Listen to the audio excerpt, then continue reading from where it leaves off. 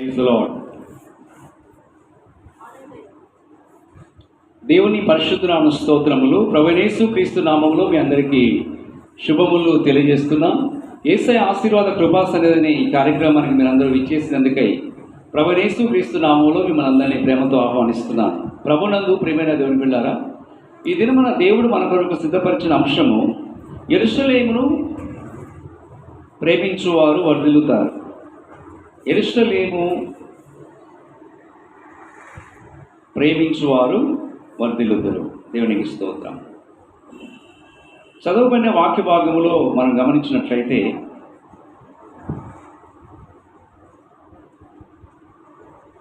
122వ కీర్తన 6వ వచనం మనం గమనించినప్పుడు, యెరూషలేము యొక్క క్షేమం కొరకు ప్రార్థన చేయుడి, యెరూషలేమా నిన్ను ప్రేమించువారు వర్ధిల్లుదురు. యెరూషలేం అంటే దేవుని యొక్క సంఘం. దేవుని యొక్క ఆత్మ ద్వారాను, దేవుని యొక్క వాక్యము ద్వారాను యేసు ప్రభువారు బలియాగమై శిలువపైన తన యొక్క విలువైన రక్తమును, పరిశుద్ధ రక్తమును చిందించి దేవుడు ఒక మహిమగల సంఘమును స్థాపించాడు. సంఘం అంటే యేసు క్రీస్తు యొక్క శరీరము. సంఘమునకు శిరస్సు, తల ప్రభువైన యేసుక్రీస్తు వారై ఉన్నారు. దేవునికి స్తోత్రం. యెరూషలేము క్షేమం కొరకు ప్రార్థన చేయుడి. యెరూషలేమును ప్రేమించువారు వర్ధిల్లుతారు. అంటే సంఘాన్ని ప్రేమించువారు, సహవాసాన్ని ప్రేమించువారు, వాక్యాన్ని ప్రేమించువారు, ఆజ్ఞలను ప్రేమించువారు, ఆయన యొక్క ఉన్నతమైన ఉపదేశాన్ని ప్రేమించువారు వర్ధిల్లుతారని వాక్యం ద్వారా పరిశుద్ధ ఆత్మదేవుడు మనకు జ్ఞాపకం చేస్తున్నాడు. దేవునికి స్తోత్రం. కనుక దేవుని యొక్క వాక్యములో మనం గమనించినట్లయితే ప్రభునందు ప్రియులారా,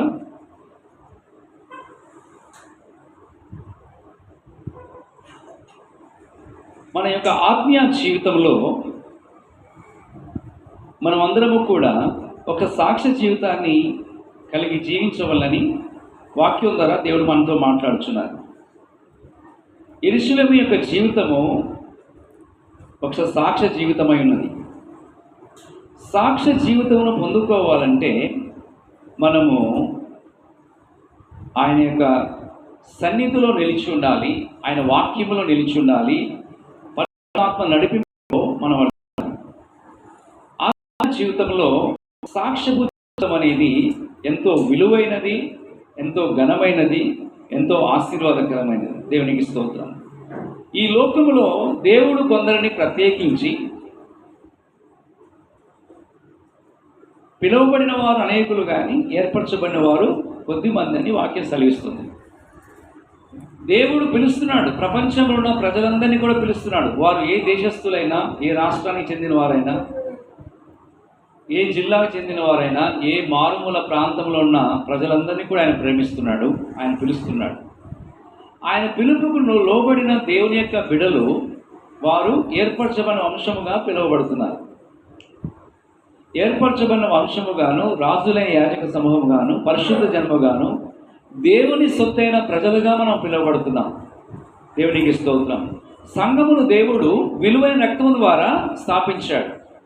యేసు క్రీస్తు ప్రభువారు ఆయన సిలువ రక్తము కార్చి మన కొరకు ప్రాణం పెట్టి బలియాగమై తన ప్రేమను మనకు అందించాడు. దేవునికి స్తోత్రం.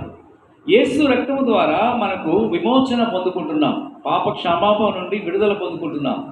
దేవుని వాక్యముల నుండి మనం గమనించినట్లయితే మరి కొంతమంది భక్తులు పరలోకములో గొప్ప సాక్ష్యాన్ని కలిగి ఉన్నారు. దేవునికి స్తోత్రం. మరి దేవుడు ఆకాశం అందున్నాడు, మనుషులమైన మనం భూమి మీద నివసిస్తున్నాం. కుటుంబము, సంఘము, సమాజము, ఈ విధముగా మన యొక్క జీవన విధానం కొనసాగించబడుతుంది. అయితే యెరూషలేము యొక్క అనుభవం ఏంటంటే, ఎవరైతే ఈ జీవితంలో దేవునికి స్తోత్రం ఒక నూతన యెరూషలేముగా, నిత్యమైన నూతనమైన యెరూషలేము అనే ఒక పరిశుద్ధ పట్టణముగా మన ఆత్మీయ జీవితాలు మనం కట్టుకున్నప్పుడు దేవుని యొక్క మహిమలో మనం చేరగలుగుతాం. దేవునికి స్తోత్రం కలుగునుగాక. హల్లెలూయా. దేవుని బిడ్డలారా, దేవుని యొక్క వాక్యములో ఇక్కడ మనం గమనించినట్లయితే మన యొక్క అనుదిన ఆత్మీయ ప్రయాణంలో ఉన్న మనము దేవుని యొక్క నుండి మనము ప్రతిఫలమును పొందినట్లుగా మన జీవితంలో అనేకమైన పోరాటములు, అనేకమైన కష్టములు, ఇరుకు ఇబ్బందులు వచ్చినప్పుడు మనము దేవుని వాక్యం పైన ఆధారపడుచు మనము దేవుని సన్నిధిని ప్రేమిస్తూ, సంఘాన్ని ప్రేమిస్తూ, సహవాసాన్ని ప్రేమిస్తూ, వాక్యాన్ని ప్రేమిస్తూ మనము ఆత్మీయ జీవితంలో వర్ధిల్లవలసిన వారై ఉన్నాం. హల్లెలూయా, హల్లెలూయా. ప్రభునందు ప్రియులారా, అపోస్తలుడైన పౌలు గారు అంటారు, ఏమంటారంటే, నేను క్రీస్తు కూడా సిలువేయబడి ఉన్నాను, జీవించువాడు నేను కాను, నాలో యేసు క్రీస్తు ప్రభువారు జీవిస్తున్నారు, నా మట్టుకైతే బ్రతుక క్రీస్తు, చావైతే లాభము అంటున్నాడు. అయితే మనము బ్రతికినంత కాలం ప్రభు కొరకు బ్రతకాలి.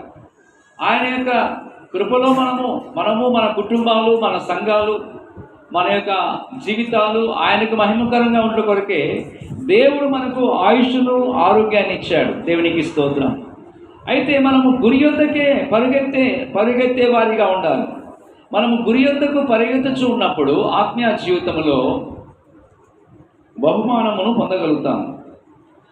మరి యెరూషలేమును ప్రేమించువారు వారు ఉన్నతమైన స్థానంలోనికి వెళ్తారంట. ఎక్కడికండి? ఉన్నతమైన స్థానాన్ని దేవుడు ఇస్తాడంట.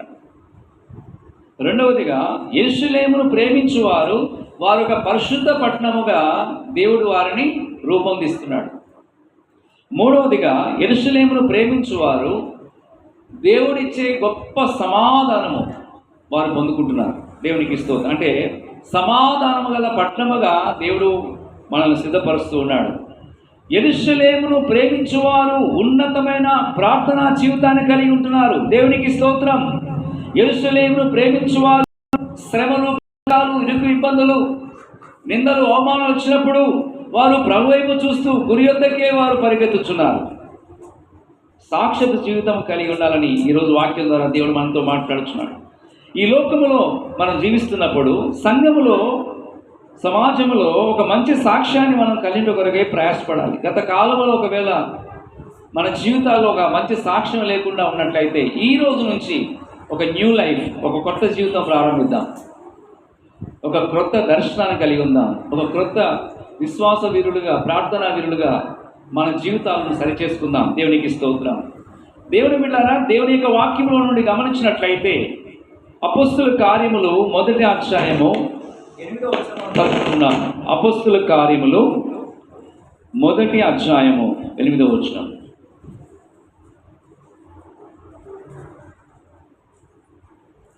మొదటి అధ్యాయం 8వ వచనంలో, అయినను పరిశుద్ధాత్మ మీ మీదికి వచ్చినప్పుడు మీరు శక్తి నొందెదరు. హల్లెలూయా. మనకి ఏం ఆత్మ రావాలంటే మన పైకి పరిశుద్ధాత్మ రావాలి, కానీ సైతాన్ ఆత్మ కాదు, సైతాన్ మనుషులు కాదు, సాతాను సంబంధమైన ఆలోచనలు కాదు. దేవుడికి స్తోత్రం. అయినను పరిశుద్ధాత్మ, ఈ పరిశుద్ధాత్మ ఎలా వస్తుంది మన మీదికి? మనము యెరూషలేమును ప్రేమించినప్పుడు, ఆయన యొక్క ఉన్నతమైన ఉపదేశాన్ని మనం ప్రేమించినప్పుడు, ఆయన ఆజ్ఞలు మనం ప్రేమించినప్పుడు, ఆయన వాక్యాన్ని మనం ప్రేమించినప్పుడు, ఆయన సన్నిధిలో నిలిచినప్పుడు పరిశుద్ధాత్మ అభిషేకం మన మీదకి వస్తుంది. దేవునికి స్తోత్రం. కనుక మీరు యెరూషలేములోను, యూదయ, సమరయ దేశములన్నంతటను భూదిగంతం వరకు 4 విధాలైన అనుభవాలు మనం చూస్తున్నాం. 1 యెరూషలేములోను, 2 యూదయ, 3 సమరయ దేశములన్నంతటను భూదిగంతం వరకు మనం ఏమై ఉంటామంట? సాక్షులు అయి ఉంటామంట. మనం ఎక్కడికి వెళ్ళినా సరే, కుటుంబంలో కానీ, సమాజంలో కానీ, మనం ఉంటున్న ఊర్లలో కానీ, మన దేశంలో మనము సాక్షులుగా ఉండాలి. హల్లెలూయా. దేవునికి స్తోత్రం. దేవుని వాక్యం మనం గమనించినట్లయితే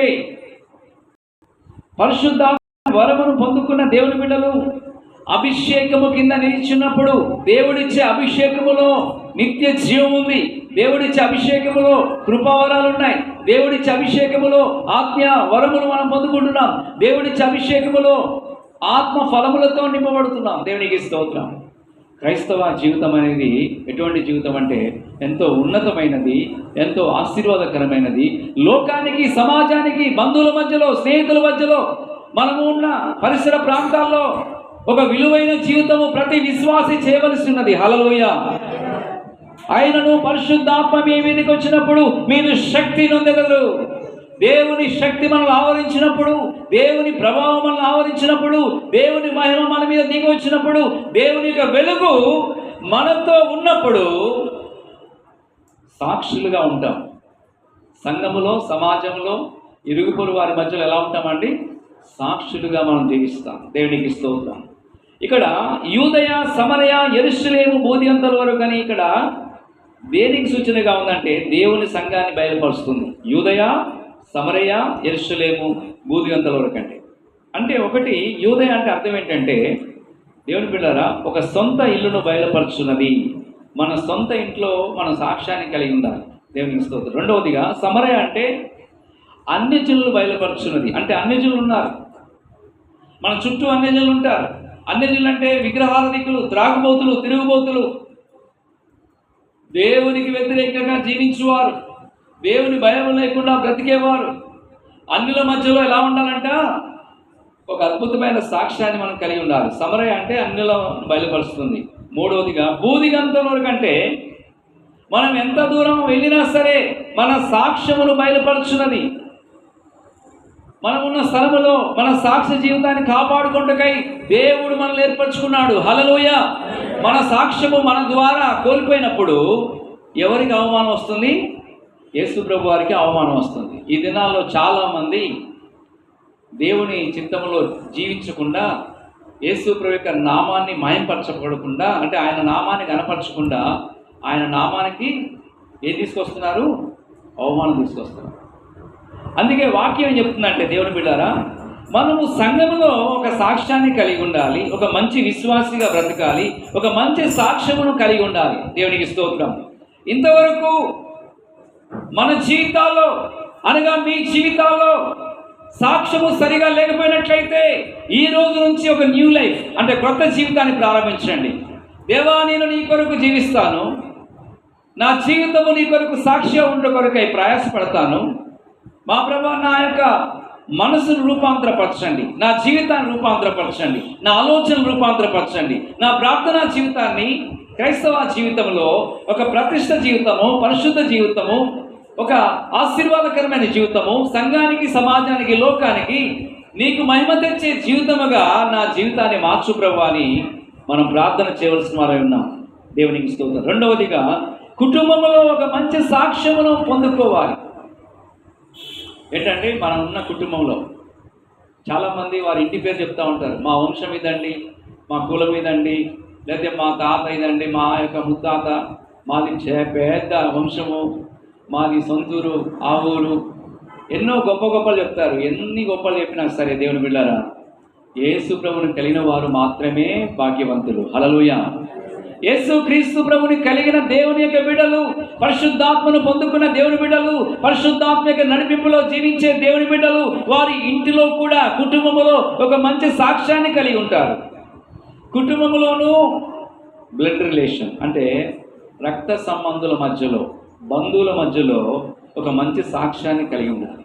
దేవునికి స్తోత్రం. మనం ఫంక్షన్కి వెళ్ళినా, లేకపోతే మన బంధువుల ఇంటికి వెళ్ళినా, లేకపోతే ఎక్కడికైనా ఏదైనా కార్యక్రమాలకు వెళ్ళినా సరే మనము ఒక ప్రత్యేకంగా కనపడాలి. అది దేవుడు మన నుండి కోరుతున్నాడు. హల్లెలూయా. దేవునికి స్తోత్రం. మనము అన్యుల వలె అలంకరించుకొని, అన్యుల వలె లోకానుసారంగా జీవిస్తే వారికి మనకి ఏమీ ప్రయోజనం ఉండదు. మనము ఎక్కడ బంధువుల మధ్యలోకి వెళ్ళినా సరే, ఏ ఊరు వెళ్ళినా సరే, ఎక్కడికి వెళ్ళినా సరే మన సాక్ష్య జీవితాన్ని మనం కాపాడుకోవాలి. హల్లెలూయా. దేవునికి స్తోత్రం.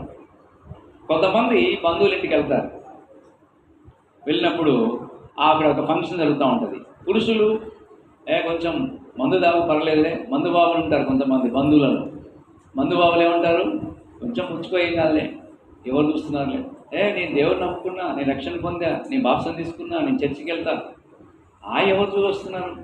ఇప్పుడు ఆ ఊళ్ళో లేవు కదా, కొంచెం చాటుగా తలుపులు వేసుకుంటే ఆటమే కదా అనేసి సాతానుగాడు ఏం చేస్తాడు? పనికి మాల సలహాలు ఇస్తాడు. నిన్ను ఆత్మీయ జీవితంలో జీవించకుండా, నీ సాక్ష్యాన్ని సాక్ష్యం నుండి మంచి సాక్ష్యము కోల్పోవడానికి సాతాను సంబంధమైన మనుషులు ప్రేరేపిస్తూ ఉంటారు. కొంతమంది సరే రక్షణ పొందుతారు, కొంతమంది బాప్తిసం తీసుకుంటారు, మంచిదే. వేరే ఊరు వెళ్ళినప్పుడు సినిమా పోదాం లేపా, ఒక మంచి సినిమా వచ్చిందంట, కొత్త సినిమా వచ్చిందంట అనేసి కొంతమంది స్త్రీలు పురుషులు ఏంటంటే ఈ విశ్వాసుల్ని ఏం చేస్తారు, అవిశ్వాసులు పాడు చేయడానికి ప్రయత్నం చేస్తూ ఉంటారు. అవిశ్వాసులుగా ఉండాలి, విశ్వాసులుగా ఉండాలి. అవిశ్వాసంతో నీకు పాలెక్కడిది? చీకటికి వెలుగునకు ఏమి సంబంధం? పొత్తు ఎక్కడిది? మనము జీవముగల దేవునికి ఆలయమై ఉన్నాం. మన దేవుడు పరలోకపు తండ్రి అయి ఉన్నాడు. ఆయన మనల్ని చూస్తున్న దేవుడు, ఆయన మనల్ని ప్రేమిస్తున్న దేవుడు, ఆయన మనల్ని కనికరిస్తున్న దేవుడు, ఆయన మన ఎడల కృప చూపుచున్న దేవునికి భయపడే జీవితం కలిగి ఉండాలి. మనం ఎక్కడికి వెళ్ళినా సరే మన సాక్ష్య జీవితాన్ని మనం కాపాడుకోవాలి. ఈరోజు వాక్యం ద్వారా దేవుడు మనతో మాట్లాడుచున్నాడు. బంధువుల మధ్యలోకి వెళ్ళినా, స్నేహితుల మధ్యలోకి వెళ్ళినా మన సాక్ష్య జీవితాన్ని మనం కాపాడడానికి మన జీవితాలు దేవుడికి అప్పగించుకుంటాం. బయటికి వెళ్ళినప్పుడు అన్ని జనుల మధ్యలో మనము ప్రయాణం చేస్తున్నప్పుడు కొంతమంది బస్సులో సీట్ల దగ్గర కొట్లాడుకుంటూ ఉంటారు. ఏంటండి, అయితే ఒకవేళ నువ్వు ఒక కర్చీపో ఏదో టవల్ వేసావు, మీరే ఆ సీటు నువ్వు ఎక్కేసరికి ఇంకోరు ఏం చేశారు, ఆ టవల్ ఆ కర్చీప్ తీసి ఒక పక్కన పడేశారు. నీకు ఎక్కడ లేని కోపం వచ్చేసింది. ఏమొచ్చేసింది?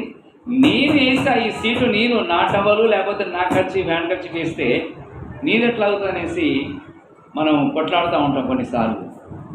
ఆ చిన్న సీటు కోసం అక్కడ బస్సులో ఉన్న వారందరూ కూడా నేను గమనిస్తూ ఉంటారు. వీరెవరు, ఏ ఊరికి చెందినవారు, వీరిని ఎక్కడో చూసినట్టుంది, ఫలానా ఊరికి చెందినవారు కదా, ఫలానా చర్చికి వెళ్తారు కదా అనేసి చెప్పుకుంటూ ఉంటారు. మనకు 2 కళ్ళే ఉన్నాయి, కానీ లోకానికి 1000 కళ్ళు ఉన్నాయి. 1000 మంది చూస్తూ ఉంటారు. దేవునికి స్తోత్రం పిల్లలు. అయితే ఆ సమయంలో మనము సహనం అనేది కలిగి ఉండాలి.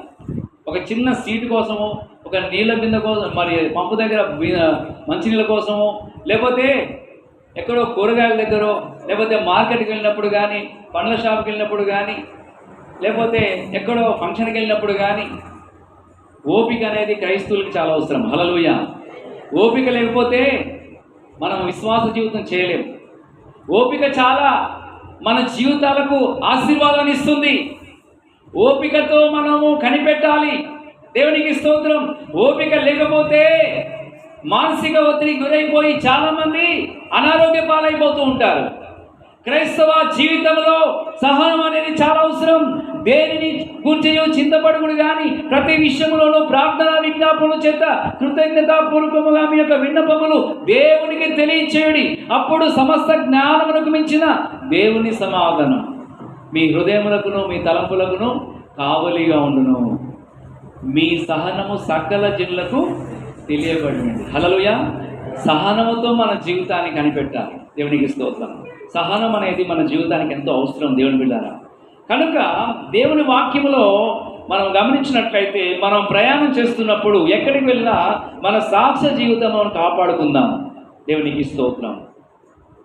4 స్థలములలో మనం సాక్ష్యము సంపాదించుకోవాలి. ఏంటంటే అది యూదయ అంటే ఏంటి? యూదయ, సమరయ, యెరూషలేములోను యూదయ, సమరయ దేశములంతటను బూదిగంతలో నా సాక్షిగా ఉండమని వాక్యం సెలవిస్తుంది. కనుక మన సాక్ష్య జీవితమును కాపాడుకోవడం అనేది చాలా అవసరం. అంటే కుటుంబములో, సంఘములో, మరి ఇతరుల మధ్య, సమాజంలో ఒక సాక్ష్య జీవితం కాపాడుకున్నప్పుడు మనము నిజమైన క్రైస్తవులుగా ఉండగలుగుతాం, నిజమైన విశ్వాసులుగా ఉండగలుగుతాం. అంటే మన సాక్ష్య జీవితం ఎలా కాపాడుకుంటామంటే దేవుని యందు పరిపూర్ణమైన విశ్వాసాన్ని కలిగి ఉన్నప్పుడు, ప్రార్థనలో ఉన్నప్పుడు, వాక్యాన్ని ప్రేమిస్తూ, వాక్యాన్ని ధ్యానిస్తూ, దేవుని చిత్తములో కనిపెట్టినప్పుడు పరిశుద్ధాత్మను మనం పొందుకుంటున్నాం. దేవుని యొక్క ఆత్మ ఎక్కడ ఉంటుందో అక్కడ స్వాతంత్రం ఉంటుంది. హల్లెలూయా. పరిశుద్ధాత్మ నడిపింపు లేకుండా మనము జీవించినట్లయితే మన సాక్ష్య జీవితాన్ని కాపాడుకోలేం. మన యొక్క అనుదిన జీవితంలో, ఆత్మీయ ప్రయాణంలో, క్రైస్తవ జీవితంలో సాక్ష్య జీవితం అనేది చాలా విలువైనది, చాలా ఘనమైనది. దేవుని యొక్క ఆత్మ చేత పొందుకోవడం ద్వారా, దేవుని శక్తి చేత నింపబడటం ద్వారా మనము సాక్షి జీవితమును కాపాడుకోగలుగుతాం. హల్లెలూయా, హల్లెలూయా. దేవునికి అసాధ్యమైనది ఏది లేదు. దేవునికి స్తోత్రం. పరిశుద్ధాత్మ శక్తి ద్వారా మనము సాక్ష్య జీవితం కాపాడుకోవటము సాధ్యమవుతుందండి. దేవుని బిడ్డారా, బలహీనతలో, కుటుంబములో, సంఘములో, సమాజములో ప్రభు యేసు క్రీస్తును బయలుపరచబడడం అనేది చాలా అవసరం. మన బలహీనతలు బట్టి సాక్ష్య జీవితమును, దేవునికి స్తోత్రం, మన యొక్క బలహీనతలను బట్టి సాక్ష్య జీవితము కాపాడుకోవాలంటే మనకు ప్రార్థనాత్మ కలిగి మనం జీవించాలి. ప్రభు యేసు క్రీస్తు వారు ఆయన మనల్ని ప్రేమిస్తూ ఉన్నాడు కనుక మన అనుదిన జీవితంలో, ఆత్మీయ ప్రయాణములో పరిశుద్ధాత్మ చేత అభిషేకించబడటం ద్వారా చెప్పినట్లుగా మన బలహీనతలో దేవుని శక్తి పరిపూర్ణతలోనికి వస్తుంది. మనం పరిపూర్ణమైన పరిశుద్ధులుగా మార్చబడ్డ కొరకై పరిశుద్ధాత్మ చేత నింపబడడం వలన బలహీనతలు మనం జయించగలుగుతాం. ఏంటంటే శోధనలు జయించగలుగుతాం, వ్యాధులు జయించగలుగుతాం, నిందలను జయించగలుగుతాం, మరి అపవాది యొక్క సంబంధాలను జయించగలుగుతాం. దేవునికి స్తోత్రం. ప్రభు యేసు క్రీస్తు వారు ఆయన మనల్ని ప్రేమిస్తున్నాడు. దేవునికి స్తోత్రం. ఈరోజు దేవుడు మనతో మాట్లాడుతున్న అంశం ఏంటంటే, యెరూషలేమా నిన్ను ప్రేమించు వారు వర్ధిల్లుదురు. హల్లెలూయా, దేవునికి స్తోత్రం. యెరూషలేము క్షేమము కొరకు ప్రార్థన చేయుడి. యెరూషలేమా నిన్ను ప్రేమించు వారు వర్ధిల్లుతారు.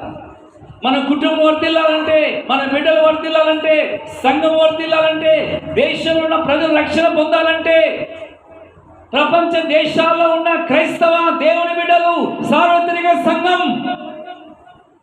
సాక్ష్య జీవితం కాపాడుకోవాలి.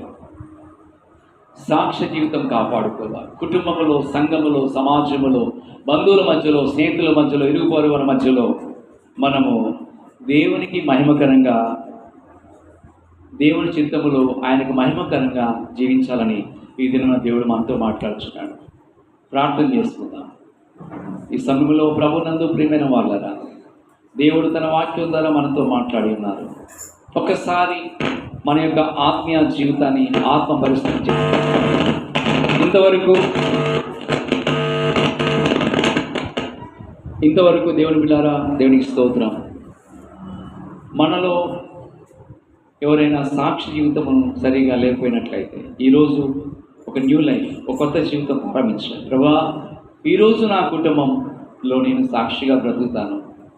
సమాజంలో, ఈ లోకములో, నా ఇరుగు పొరుగు వారి మధ్యలో, నేను వెళ్తున్న సంఘములో, నేను జీవిస్తున్న ఈ లోకములో ప్రభువా, నిన్ను మహింపరిచే విధంగా, నీ నామము కనపరచబడే విధంగా ఈరోజు నుంచి నా మాటలు, నా ప్రవర్తన, నా క్రియలు, నా జీవితము నీకు మహిమకరంగా ఉండాలని నీ సన్నిధిలో వస్తున్నాను. ఒక్కసారి ప్రభువా నన్ను జ్ఞాపకం చేసుకో. అనేక సందర్భాల్లో గత కాలంలో నాయన నీ నామాన్ని మహింపరచలేకపోయాను ప్రభువా, నీ నామాన్ని కనపరచలేకపోయాను. అన్యుల మధ్యలో, అవిశ్వాసుల మధ్యలో, ఆత్మీయుల మధ్యలో, బంధువుల మధ్యలో, ఇరుగు పొరుగు వారి మధ్యలో నా ప్రవర్తన వలన, నా మాట తీరు వలన, నా సాక్షి జీవితము సరిగా లేనందువలన అనేకులు నా వలన నేను ఒక అడ్డుబండగా అయిపోయాను. నన్ను క్షమించు ప్రభువా. అతిక్రమమును దాచిపెట్టువాడు వర్ధిల్లడు, కానీ వాటిని విడిచిపెట్టి ఒప్పుకొనివాడు కనికరం పొందుతాడు. ఈ మధ్యాహ్న కాల శ్రమలో ఈ దేవుని సన్నిధిలో ఉన్న దేవుని బిడ్డారా, మనము దేవుని సన్నిధిలో మొరు పెడదాం. ప్రభువా నన్ను జ్ఞాపకం చేసుకో. ప్రభువా యేసు రక్తము ప్రతి పాపము నుండి మనల్ని పవిత్రులుగా చేస్తుంది. మనం మన పాపములు ఒప్పుకున్నట్లయితే ఆయన నమ్మదగిన వాడు, నీతిమంతుడు కనుక ఆయన మన పాపమును క్షమించి సమస్త దుర్నీతి నుండి మనల్ని పవిత్రులుగా చేస్తున్నారు. ఈరోజు ఒక న్యూ లైఫ్ ప్రారంభిద్దామా? కొత్త జీవితం. దేవా నన్ను నూతనపరచు, నా మనస్సు నూతనపరచు, ఆయన రూపాంతరపరచు. మహిమ నుండి అధిక మహిమలోనికి, శక్తి నుండి అధికమైన శక్తిలోనికి, కృప నుండి అధికమైన కృపలోనికి ప్రభువా నన్ను నడిపించు. నా కుటుంబాన్ని నడిపించు. దేవా నీవు నాకు ఇచ్చిన బిడ్డలు నడిపించు. ఇక నుంచి నీ కొరకు సాక్షిగా బ్రతుకుతాను. నన్ను రూపాంతరపరచు ఆయన. ఆయనను పరిశుద్ధాత్మ మీ మీదకి వచ్చినప్పుడు మీరు శక్తి నొందెదరు. యూదయ, యెరూషలేములోను, యూదయ, సమరయ, భూదిగంతం వరకు నాకు సాక్షులుగా ఉంటారని ప్రభు మాట్లాడుతున్నాడు. ప్రభా, ప్రపంచంలో, ఈ దేశంలో, ఈ రాష్ట్రంలో, ఈ జిల్లాలో, ఈ మండలంలో, ఈ గ్రామంలో, నేనుంటున్న ప్రాంతంలో నన్ను ఒక సాక్ష్య బిడ్డలుగా నన్ను నిలబెట్టుకో. నా కుటుంబాన్ని నిలబెట్టు. నా కుమారులు నిలబెట్టు, నా కుమార్తెలు నిలబెట్టు ప్రభా, నా తల్లిదండ్రులు నిలబెట్టు, నా అన్నదమ్ములు నిలబెట్టు నాయన, నా అక్కజలు నిలబెట్టు, నా కుటుంబాన్ని నిలబెట్టుకో ప్రభా. నా జీవితం ద్వారా నీ నామం మహిమపరచబడాలి ప్రభా. నా జీవితం ద్వారా నీ నామం గణపరచబడాలి ప్రభా. ఈ దినము నుండి నాయన నీకు మహిమకరంగా జీవిస్తానని తీర్మానం చేసుకుందాం, ప్రార్థన చేసుకుందాం. మహాగరుడా, మహోన్నతుడా, పరిశుద్ధుడా, కృపగల దేవా, మీకు స్తోత్రం చెల్లిస్తున్నాం. ఎంతమంది అయితే ఈ వాక్యాన్ని వింటున్నారో, ఈ ప్రార్థనలో ప్రభా ఎంతమంది అయితే ఏకీభవించున్నారో అటు కుటుంబాలందరి కొరకు ప్రార్థన చేస్తున్నాను. యెరూషలేమా, నిన్ను ప్రేమించువారు వర్ధిల్లుతారని మీ వాక్యములో ఉన్నది తండ్రి. అవునాయన, యెరూషలేము క్షేమం కొరకు ప్రార్థన చేయమని మీ వాక్యం ద్వారా మాతో మాట్లాడుచున్నాం. సంఘములో, సహవాసములో, అపొస్తలుల బోధ యందును, రొట్టె విరుచులందును, ప్రార్థన చేయడందును, సహవాసములో ప్రతి విశ్వాసి, ప్రతి దేవుని బిడ్డ మీకు నమ్మకంగా సాక్షి బిడ్డగా జీవించడం సహాయం చేయండి. మా ప్రభువా, మీ స్తోత్రం. మీరు ఇచ్చిన ఈ విలువైన జీవితము, ఈ క్రైస్తవ జీవితంలో